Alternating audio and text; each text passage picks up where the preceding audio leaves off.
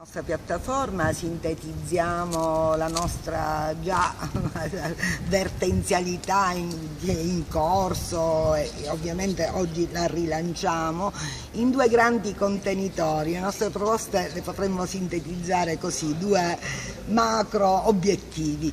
Uno è quello di aprire in tutti i comuni, consorzi di comuni, quanto ci saranno, aree metropolitane, i tavoli sulle politiche abitative, perché sono i luoghi dove è più semplice leggere la realtà.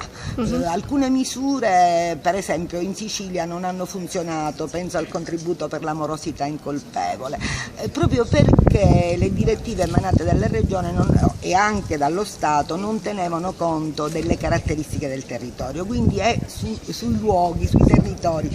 Ma poi vogliamo discutere di fiscalità, vogliamo discutere di recupero di edifici abbandonati, quindi il tavolo locale è un tavolo importante anche proprio per l'emergenza. Chiediamo a tutti i comuni di mettere nei loro bilanci somme anche minime che servono però per dare il segnale che l'emergenza abitativa è un problema. Il secondo nostro obiettivo, sempre macro, è quello di una campagna generalizzata e ampia per la riqualificazione del patrimonio pubblico, sia degli alloggi popolari che dicevamo sono in condizioni di grande degrado, sia degli edifici abbandonati, e ce ne sono tanti.